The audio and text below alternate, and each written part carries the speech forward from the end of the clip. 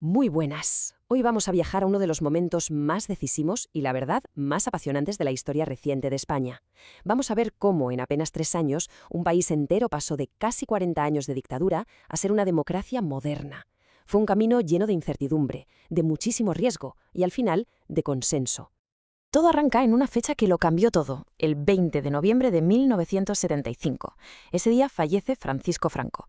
Y su muerte, claro, no solo cierra un capítulo, abre un vacío de poder gigantesco y un futuro que era una auténtica incógnita para millones de personas. El régimen, que lo había controlado todo durante décadas, se quedaba de la noche a la mañana sin su pilar central. Y aquí es donde surge la gran pregunta, la pregunta del millón. ¿Y ahora qué? ¿Qué pasa ahora? ¿Se sigue con el sistema autoritario? ¿Con un nuevo líder? ¿O se atreve España a empezar de cero, a buscar un camino hacia la libertad? El destino de todo el país estaba literalmente en el aire.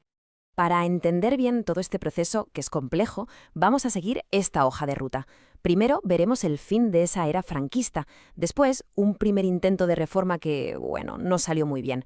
Luego conoceremos al que fue el arquitecto del cambio, escucharemos la voz de la gente en las urnas y por último veremos cómo se consiguió consolidar la nueva democracia.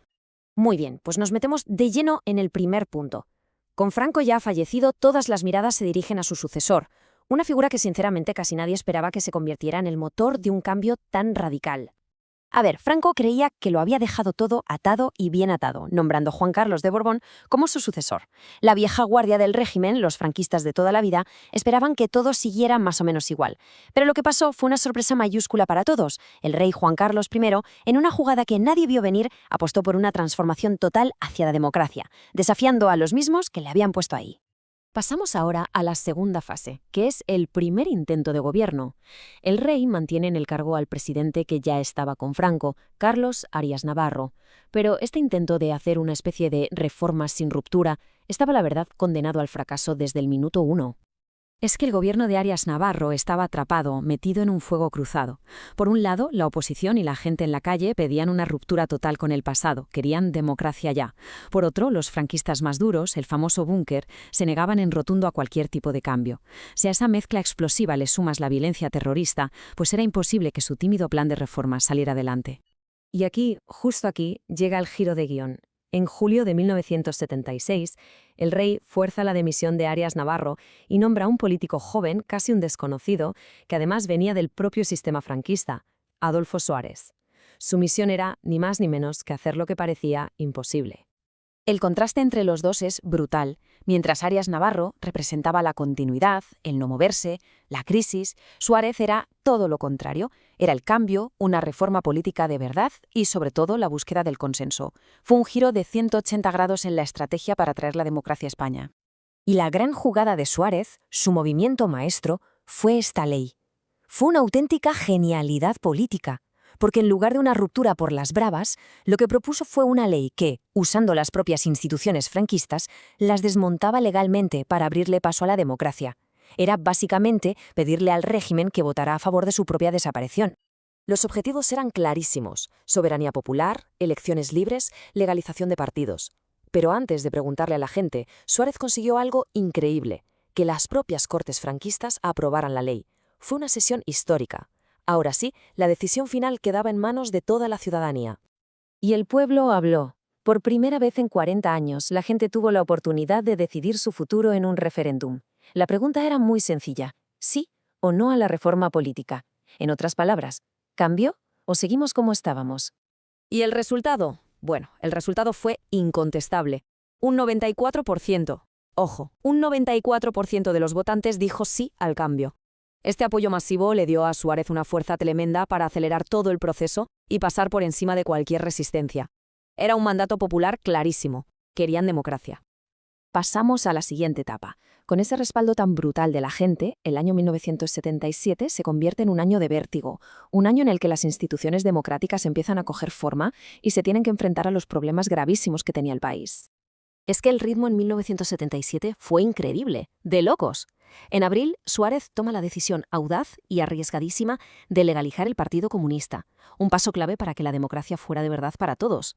Solo 2 meses después, en junio, los españoles votan en las primeras elecciones libres desde 1936.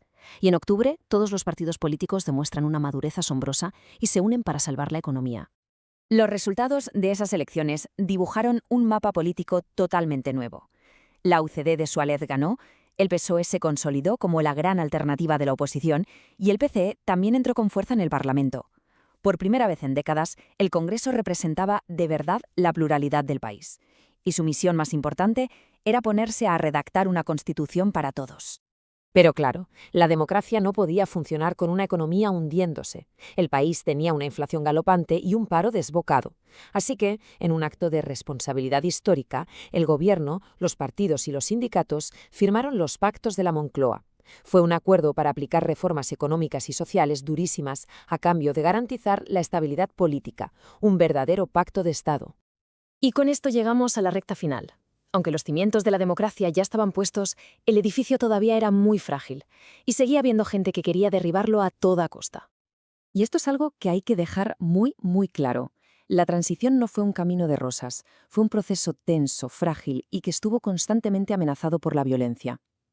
El objetivo de esa violencia era muy claro: provocar un golpe de Estado militar que lo mandara todo al traste.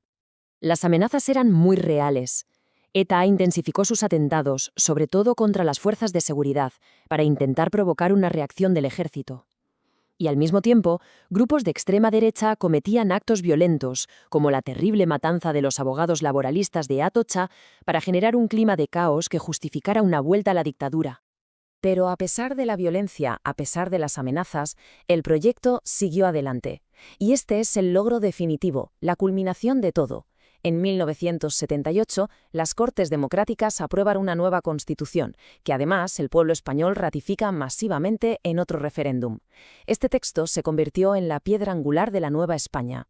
Y así, lo que parecía imposible en 1975 se hizo realidad. A base de negociación, de consenso y de la voluntad de la sociedad, con líderes como el rey y Adolfo Suárez a la cabeza, España consiguió desmantelar una dictadura y construir una democracia sólida. Se convirtió de hecho en un modelo para otros muchos países. Pero la historia, claro, nunca es sencilla del todo, y por eso nos queda una última reflexión. ¿Fue la transición un modelo perfecto de consenso y reconciliación, o fue en realidad una ruptura a medias, una ruptura incompleta que dejó heridas sin cerrar? El debate, a día de hoy, sigue muy abierto.